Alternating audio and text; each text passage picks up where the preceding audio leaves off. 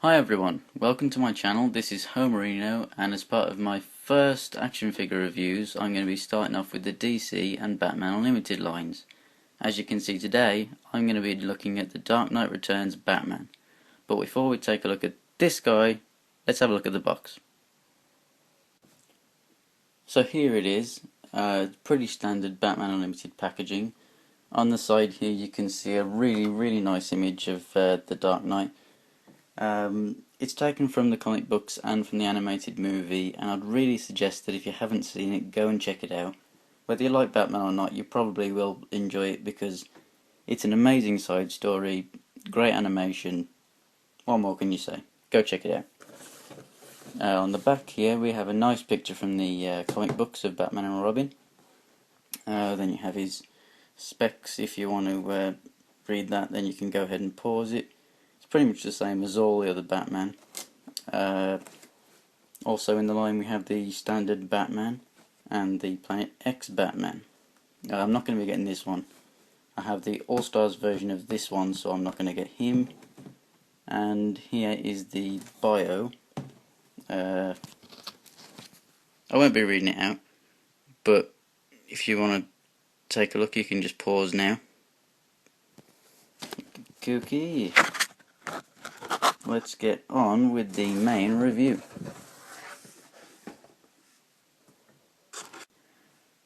And here he is, the Dark Knight himself. I'm going to kick things off with the accessories, and in this case it's only one. And here it is, it's his Batarang. Now mine is slightly warped, but it's not a problem because it's really soft and pliable. You can just bend it really easily. It does say China on the back. You can sort of see that there. I'd prefer it not to, but if it's on a shelf you can't see that on there anyway, so that's fine. But a great thing about the Batarang is the fact that you actually get one. Most direct and universe lines pretty much never come with accessories. In the older classic days you could always get those build and collect sort of figures, and you don't get that anymore, but you never get accessories like Batarangs and stuff, and that's really a shame because with the amount of money that you're paying you should be getting something else. But I mean it doesn't matter too much. But now let's take a look at the articulation of this guy, and it is fantastic. Considering his size, they haven't just thought, well, let's just pretty much make him into a statue. I mean, some direct figures, they make it like Cyborg, for example. Yeah, he's got the articulation points there, but you can't actually move too much because of the suit. He's basically may as well just be a statue.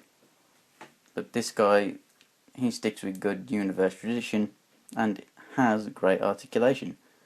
So first of all, the head is on a ball joint, and it can move pretty much anywhere you want it to, and it's not like older Batmans in this line where the head's loose. It's perfectly fine, so that's cool.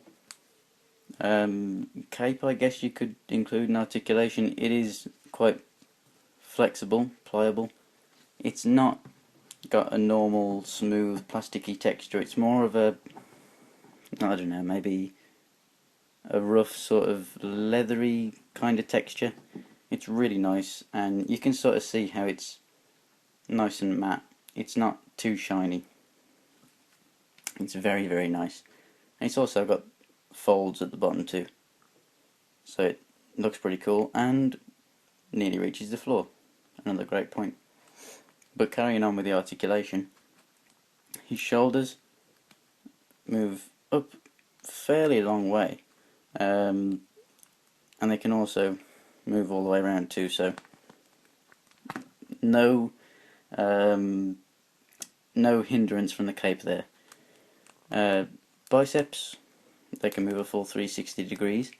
You've got an elbow joint, and you've also got swivel wrists, so that's great.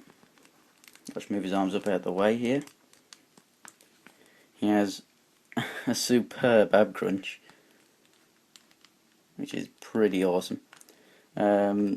He has waist articulation, which doesn't get hindered by the belt, because the belt and the pants on his crotch are actually a more rubbery sort of texture, a bit like the cape, so they move. So they allow him to move at the waist quite far, and when you move the legs up, you can see that they actually move, which is quite cool. And then obviously they do go back, but they sort of keep the wrinkles a little bit, which is really cool, and it adds to the effect of him being a bit older and what have you. So yeah, he's got that articulation. His legs can come out like that, so he can be doing a star jump if you just display him like that. They don't, I mean, they go forward that far. You can probably force it a little bit more. Backwards, not as much. As you can see, there's more plastic there, so that's a bit of a hindrance, but it's not too much of a problem. He's got knee joints.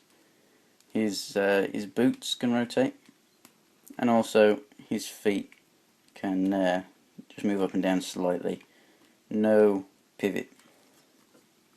So articulation, this guy is pretty much on par with the rest of the wave, and that's due to the He-Man body that he is.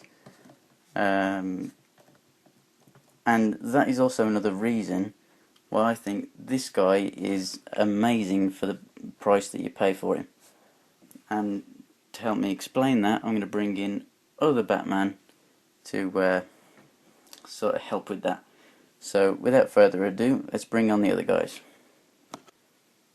So to kick things off here with the comparisons, you can clearly see he's much bigger, bulkier, taller, however you want to say it, than his predecessor. Now this guy is the same mould as the Batman from the Batman Unlimited line. However, the one I have, as I said earlier, is the All-Stars Universe Classics Batman. He is still the New 52 design. Now, aside from colour and everything, because it's obviously a different style Batman, you can see what I mean about getting what you pay for.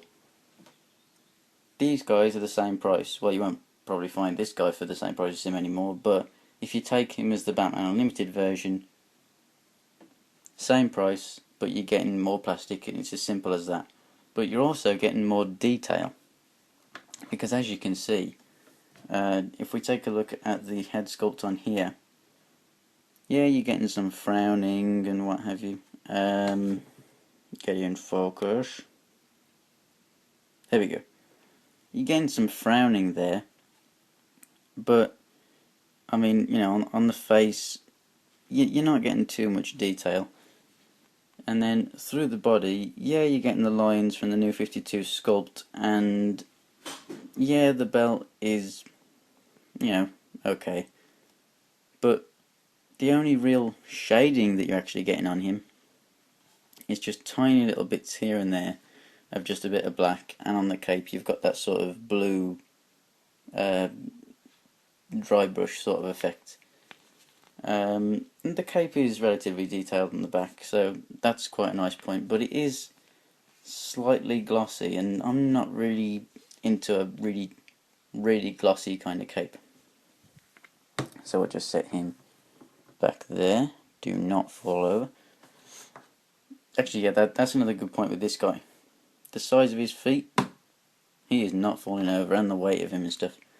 But if we take a look at this guy's face, you can clearly see he has so much more detail. And I mean, you know, even on the cowl there's more detail there, not just the actual, you know, the mouth and everything as well. But he has slight bits of shading through him, but when you come down to the belt, that's when it all changes. With him, it was okay. With this guy, you're actually getting a decent sized belt that is really detailed. Every pouch is different. You've got that really nice crotch area, which is a very strange thing to say, but still. You know, and the design goes all the way around the back, and it's great. Probably the best boots I've ever seen on a Batman. It's even got the proper wrinkles and everything, which is fantastic. And, you know, when you're getting that much for the same price as this guy right here, I mean, it's a no-brainer. Even if you did prefer this guy, you're still getting more enjoyment out of this because, you know, your money's going further.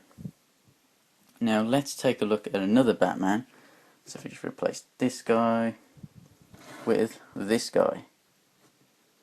Now, let's just move him out of the way. This is the DC Direct New 52 version of Batman, and he is extremely detailed, there's no other way to put it. He has got a slightly glossy head, which I'm not too fond of, but the actual detail on there I do really like. He's got so many lines, and it's actually a gold belt, which is really nice. Awesome cape, which does actually reach the floor. You know, everything that you'd expect from a DC Direct figure. But when you put him next to this guy, hey presto, near enough the same size, but you are actually getting more plastic from this guy. And, you know, this is as detailed as you could get this without paying another 20, 30, 40 pounds on a statue or older figures which don't have nearly as much articulation. So that's all I can say for articulation and comparisons compared to other figures in the lines, but if you ask me, personally, I think that this is the best Batman figure that I have and that is actually available at the moment. I do love the new 52 design, but when you're getting great value for money and that much detail, for me it's a no-brainer. This is the guy that you should buy. And that's it for this review, guys.